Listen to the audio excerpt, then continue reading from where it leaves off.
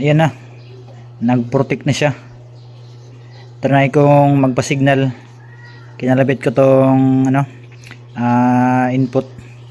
So pag nung kinalabit ko ay nag-protect na talaga siya. So yun sabi ng nagdala sa akin dito, nagpo-protect daw habang tumutugtog. Yan, so open na natin. So what's up guys, meron tayong i-repair dito na Juson Sun A6, Juson Sun A6.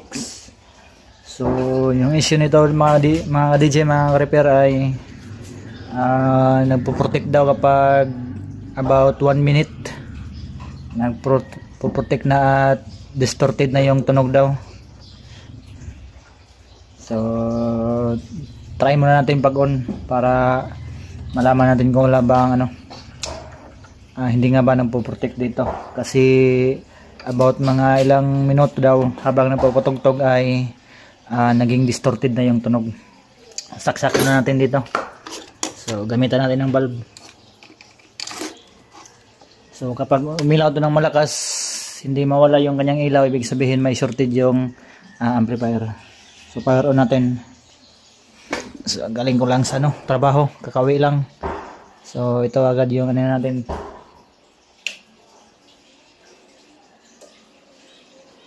Yon, wala na yung ilaw at nag-click na yung relay. Yung hanapin lang natin dito ay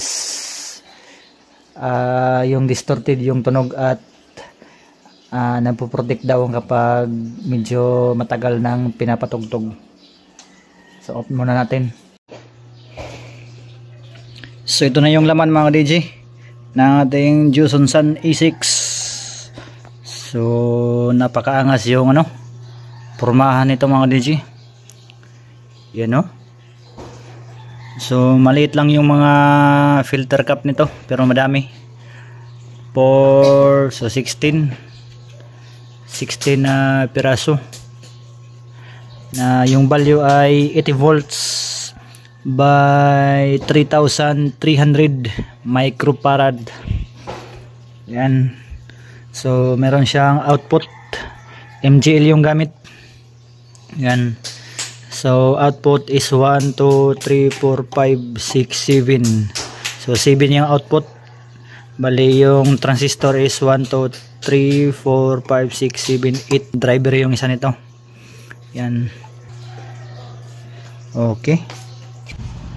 So bali ito yung kanyang supply mga DJ ng kanyang transformer. So yan. So primary is 220. And then yung secondary is, yung high rail nito is 102.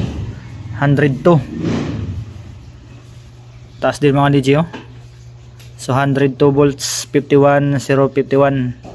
Then 102 volts. Taas din 100 to.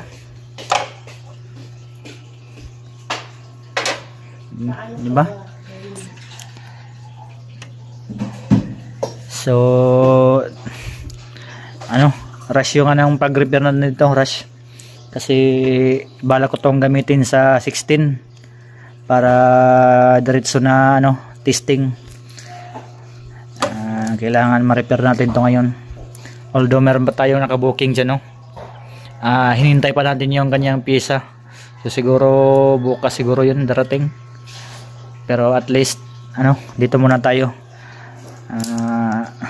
para hindi mabakante yung oras natin. So let's go, balikan ko lang kayo mamaya. Issue nito ay napoprotect daw.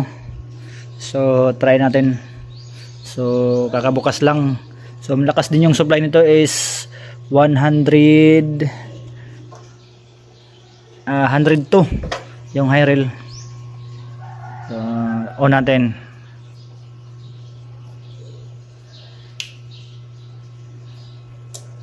Yan.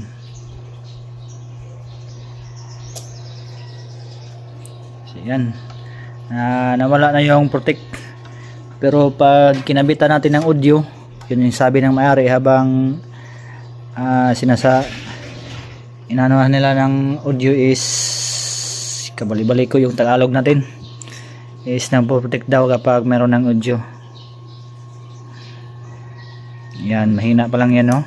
Ito yan na, nag-protect na, nagpo-protect siya pag meron ng audio, pag meron ng source. So yan yung isolve natin ngayon. So fire off na natin. So what's up mga ka-DJ, mga repair. So sa wakas nahuli rin natin tong isang board.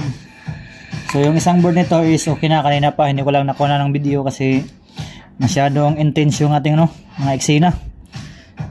Seryoso tayo dun. So pinalitan lang natin ng 10 ohms na resistor and then 2 switching diode. So dito naman pinahirapan pa ako dito kasi hindi ko agad to na test kasi kumpiyansa ako na okay to. So ngayon ko lang to napansin itong resistor na 5 watts. So open pala. Tingnan nyo yung tester mga DJ. So ang dumi na ng kamay natin sa sa iba't ibang trabaho ng welding kasi tayo kanina. So yung isang board is nahuli rin natin. So ayan, pinang-short ko yung test probe. Makita nyo yung dito na bumapalo talaga. So test natin to.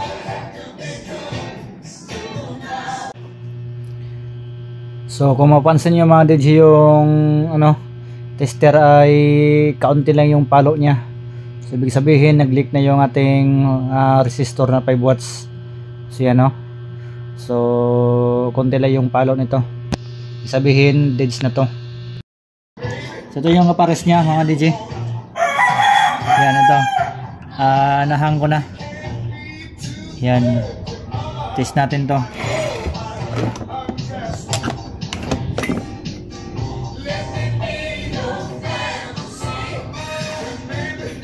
Tingnan nyo yung test probe mga DJ. Yung test probe natin sa tester is gumalaw talaga. Diba? So ibig sabihin goods ito. Yung kapares nito. So dito siya sa kabila. Binunot ko siya dito. Saan ba? Dito siya. Punta dito. Yan. So binunot natin dito. So hanap lang tayo ng papalit. So, bali wala tayong available na exact na na pagpalitan niya. So ang gagawin natin is mag-parallel tayo. Yan. Bago to. So balikan ko lang kayo mga DJ. So kanina walang bias pero mayroon siyang kunting signal. Yun nga, kapag lumampas na ng 9 o'clock yung signal is nagpo-protect na siya. So check natin yung bias ngayon mga DJ. Dito sa channel 1 is nagpalit tayo ng resistor at 2 Zener diode. So dito naman sa kabila is isang resistor na 5 watts na 1 ohms. So yan. At saka 10 ohms na resistor din. So check natin yung bias mga DJ. Set natin sa range na 2.5. So maingat lang tayo sa pag sukat. Oh, wala, hindi pa pala naka-on. Ano ba yun?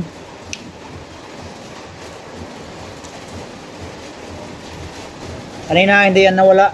So ngayon yun. So nawala na. So check natin yung bias. Ingat lang tayo kasi baka sumabit sa heatsink. Yan. Nasa 0.3 din. Kulang-kulang 0.3. Yan. So dito naman sa kabila. Check tayo. Up, yeah.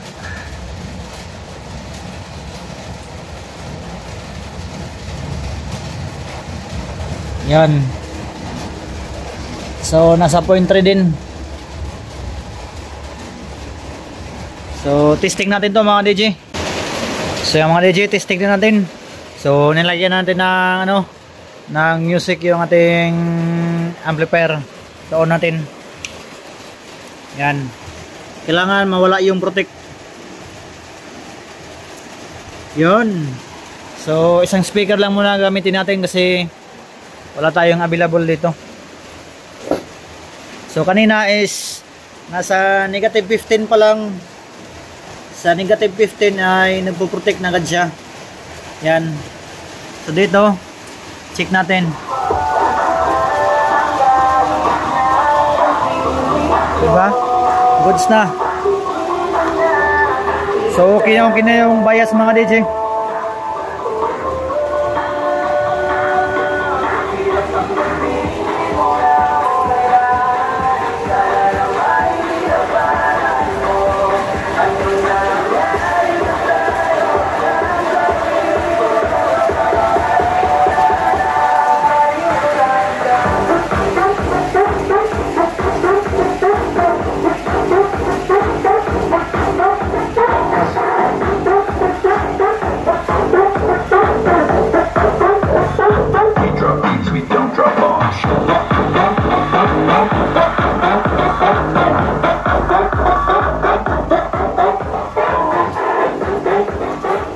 Yan. So pasensya na sa ating speaker mga DJ kasi wala tayong ibang mapag sound check. Kasi yung mga speaker ko is nandun sa sa bodega. Yung mga malalaki. So yan yung available ko na speaker. Lagayan ng mga tornilyo. So makita nyo mga DJ is hindi na siya nagpo-protect. So hindi na siya nagpo-protect na nasa negative 15 kanina ay nagpo-protect na. Ngayon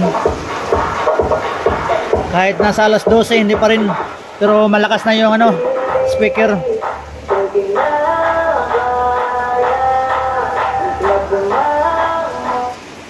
Diba?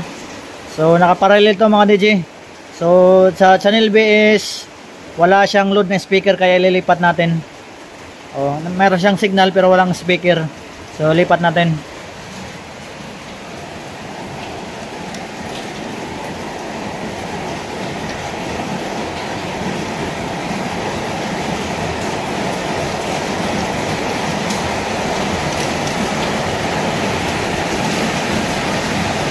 Yan.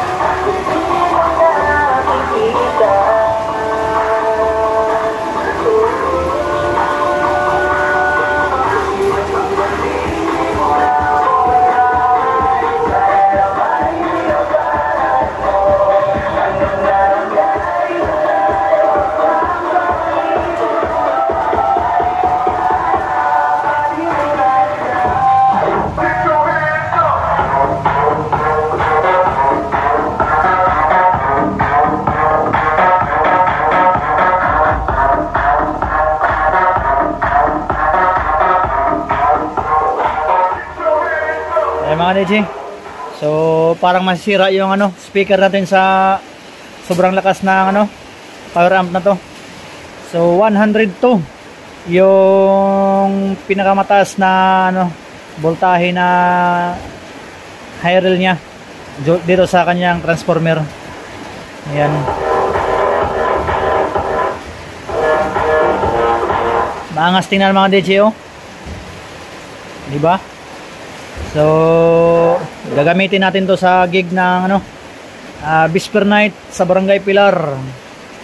Gawin natin tong pang mid para masubukan rin natin yung quality nito. Goods.